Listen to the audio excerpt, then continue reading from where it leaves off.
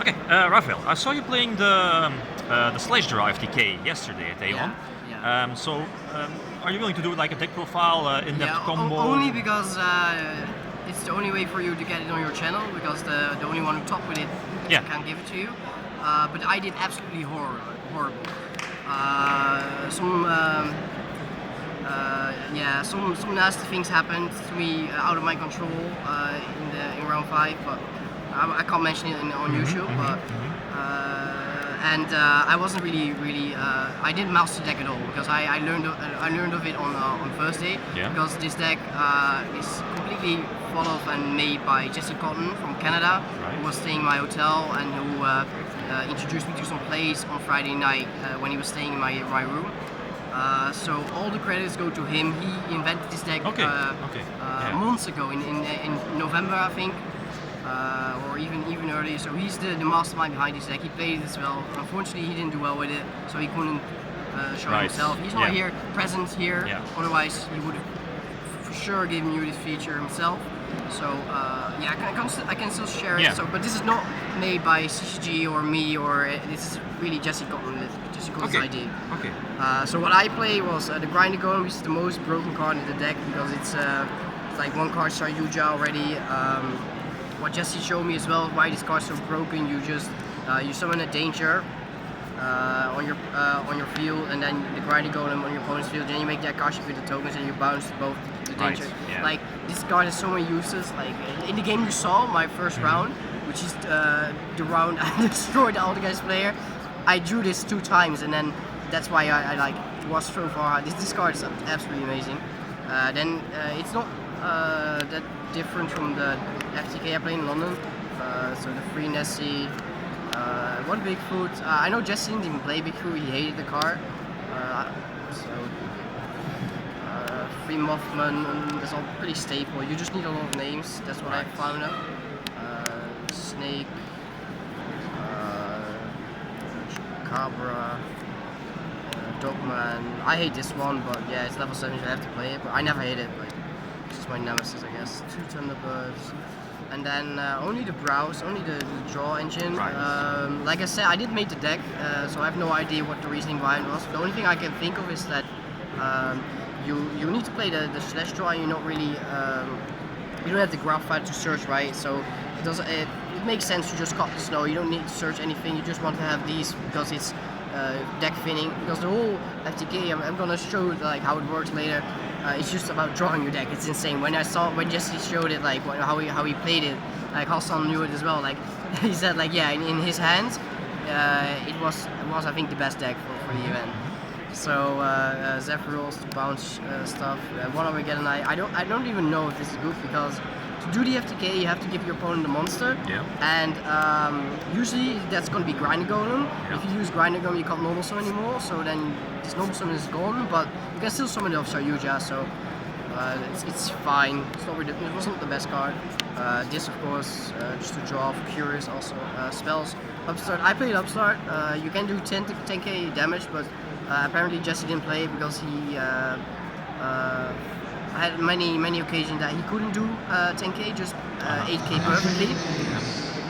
And then it's obviously not good. So and he tested this like so much, so I would definitely take his word on that. He played Frankenderp, which is a dark monster, psychic, level 3, which says if it summons you can draw a card, but next draw face your card or something like that. But that doesn't matter because you FTK them, and emergency teleport to get it out of the deck.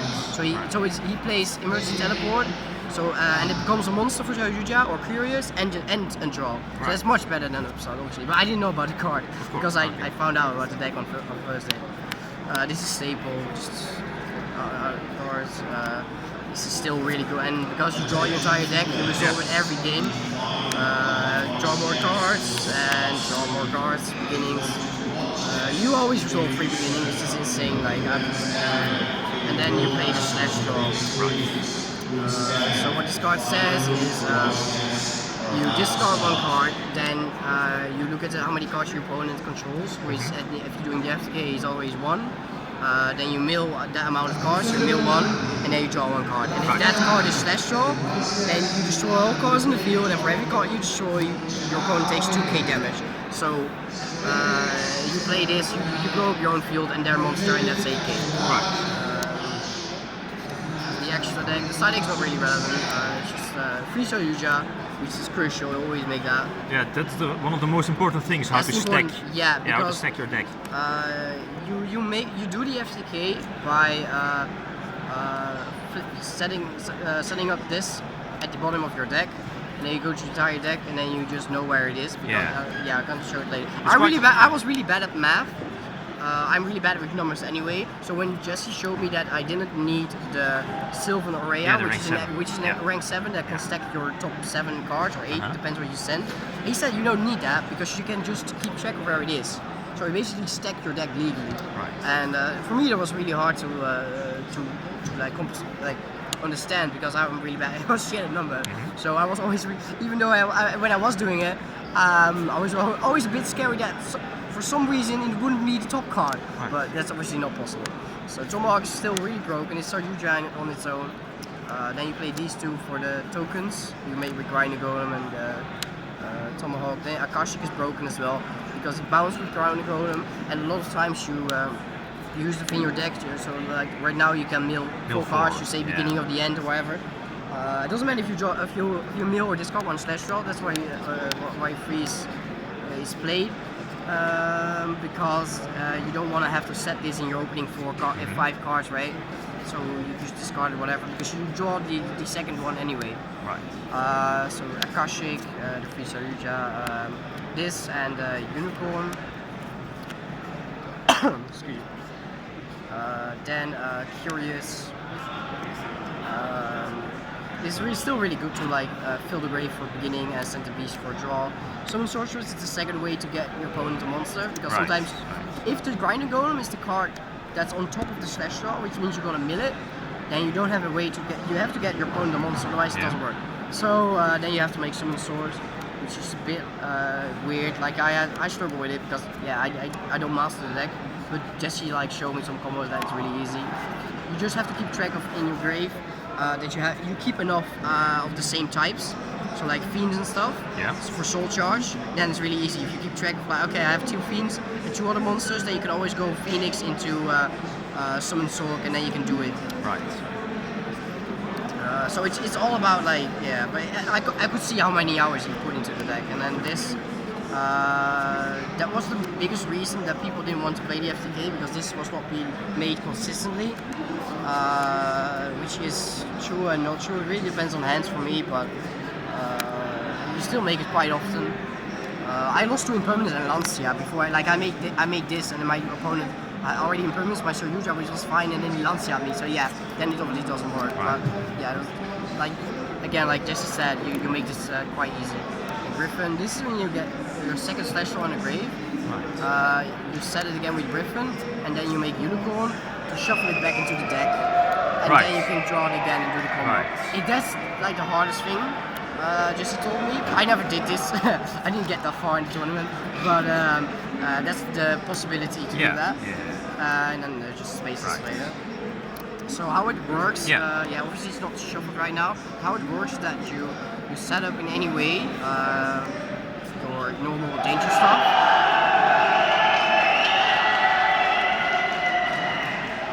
My boy Federico is gonna win a YSS. So you set up your normal danger stuff. You start drawing cards. Let's say we're gonna draw this and this and this. It doesn't really matter what or how you draw, but and if you miss some danger, it's still fine as long as you get the first cards for Saryuja. Then what the entire play is, you make Saryuja, and then you use the effect, draw full, and then you stack the slash draw as the top of the 3 cards you're going to put at the bottom. Yeah. So let's say we stack this and this. So this is going to be on the bottom of our decks like this. So this is the top card of the cards you're going to stack at the bottom. So these are at the bottom now. So after that you're going to do your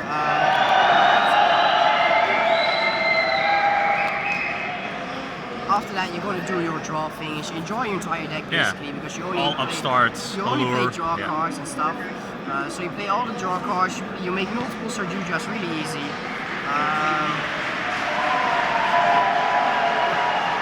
You make a Kashi, you can mill, I say beginning of the end, okay, I get the beginnings now, whatever. Until you get your second slash draw, you set that, that's really important. Yeah. And now, as we draw some cards, let's say this is our hand right now, with another or something.